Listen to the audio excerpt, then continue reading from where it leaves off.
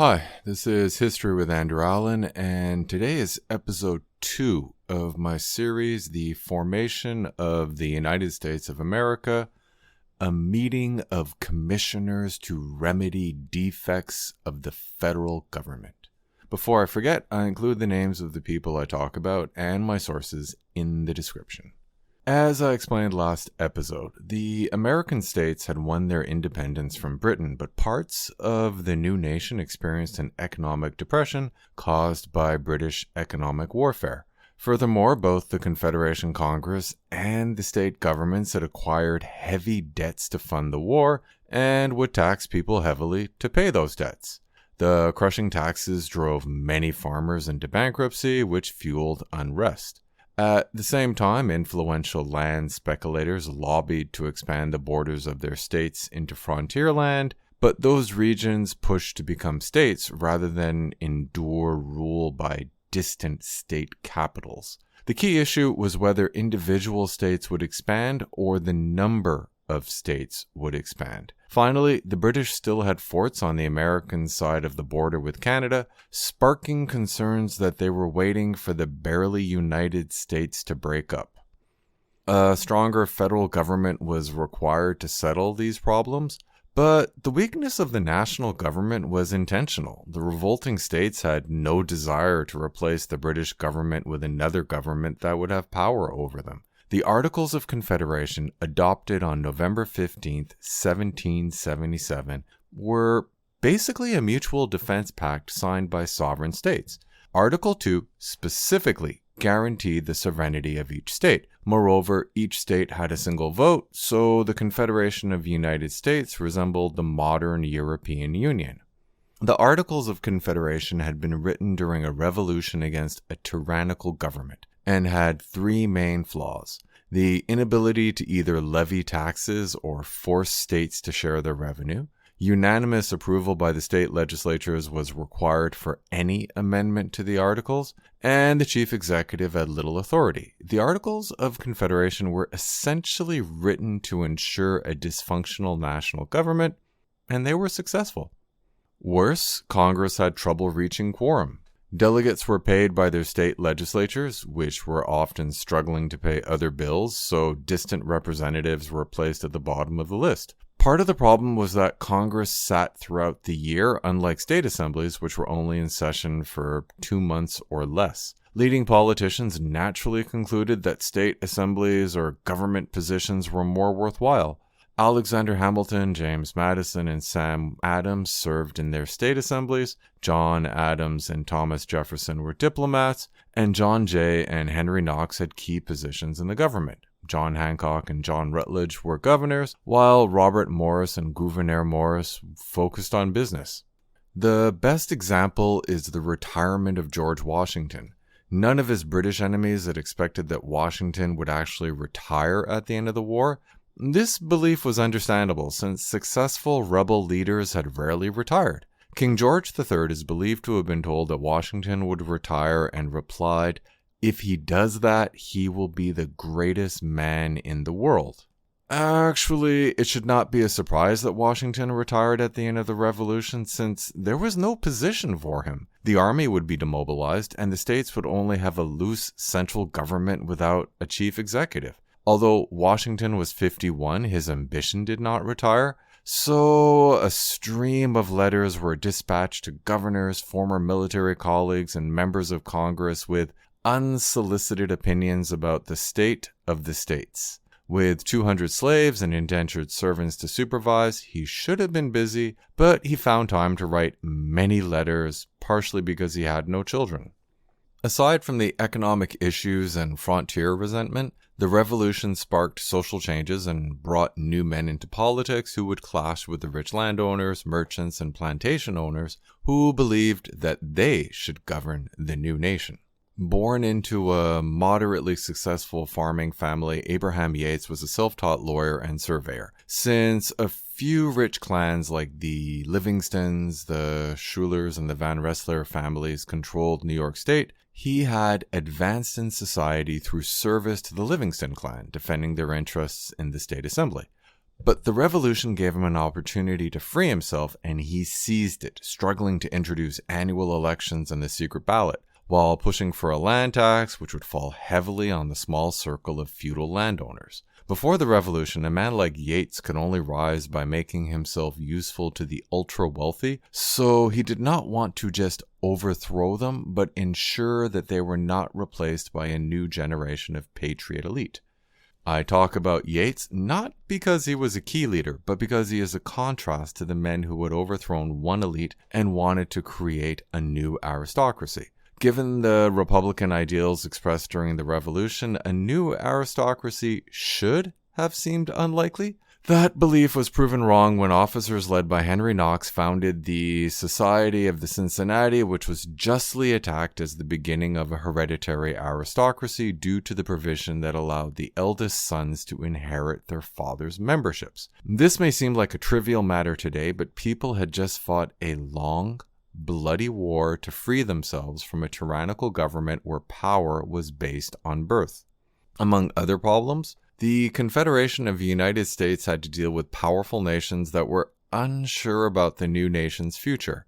This challenging situation was the responsibility of Secretary of Foreign Affairs John Jay, who would help negotiate the treaty with Britain. The child of a powerful New York family with roots in French Huguenot and Dutch families, Jay had married into the rich Livingston clan.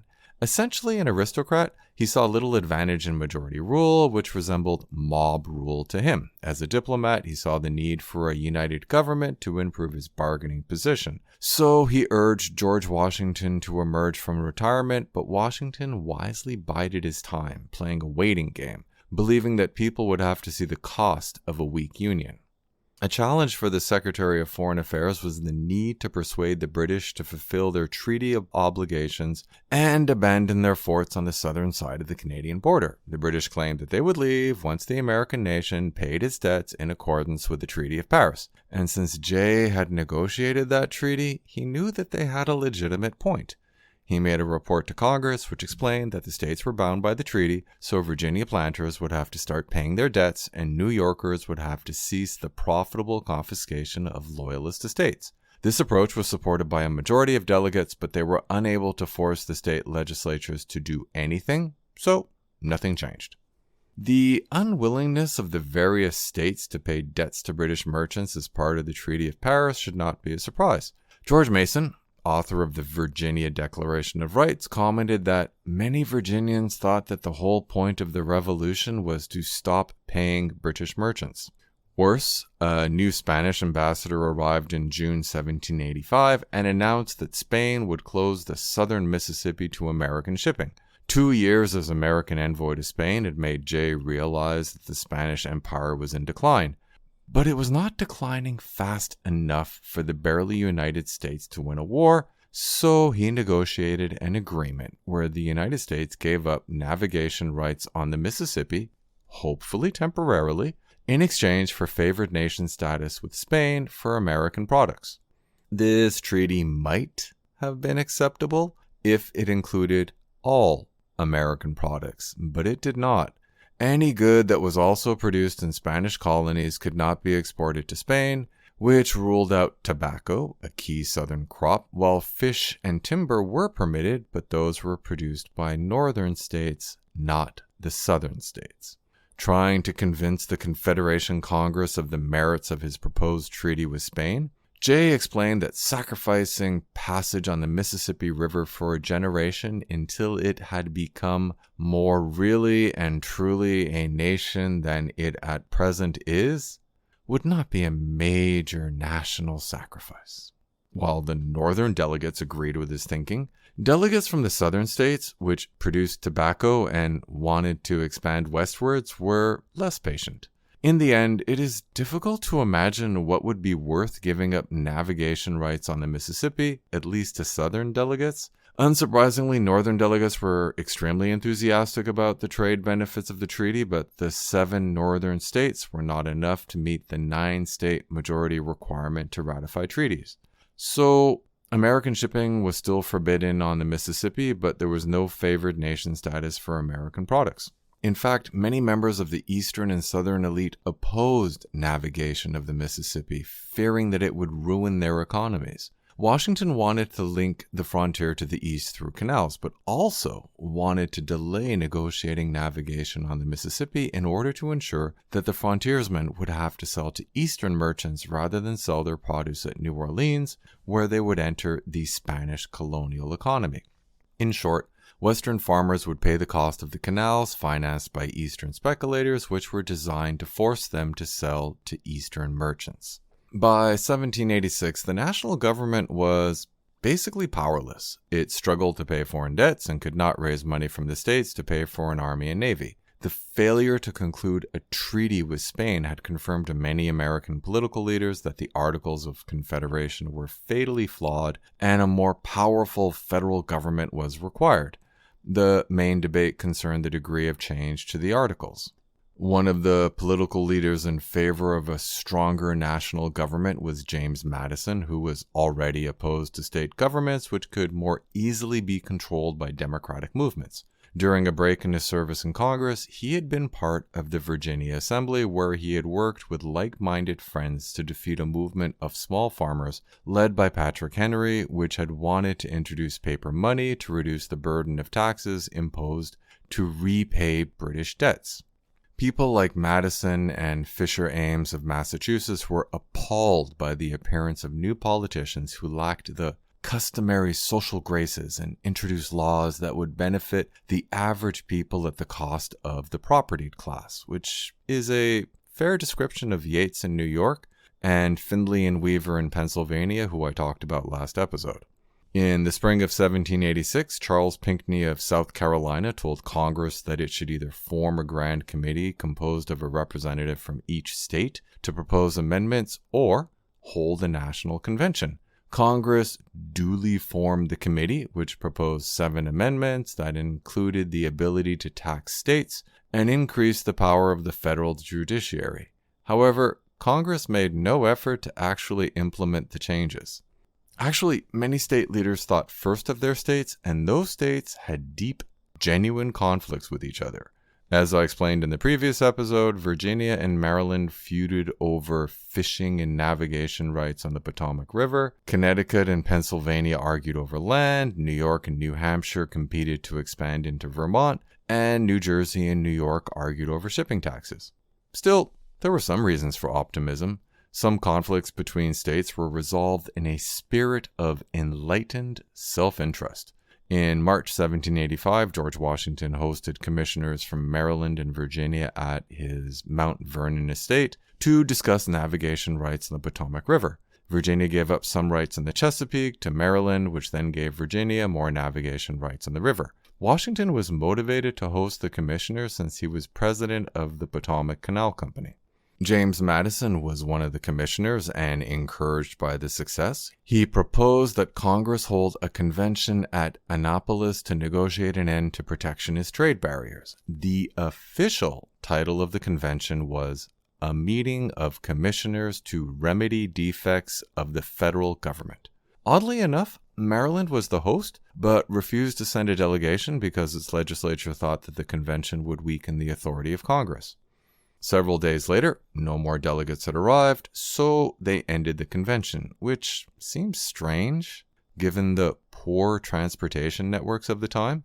In fact, delegates from Massachusetts, New Hampshire, Rhode Island, and North Carolina were actually on their way, but had been delayed by bad roads. It seems odd that Connecticut refused to send delegates, but the absence of delegates from South Carolina and Georgia is probably explained by distance. However, before they went home, the delegates used New Jersey's instruction to its delegates to address commercial issues and other important matters as a pretext to call for a convention in Philadelphia next May. Even so, there was little hope that the next convention would be dramatically different.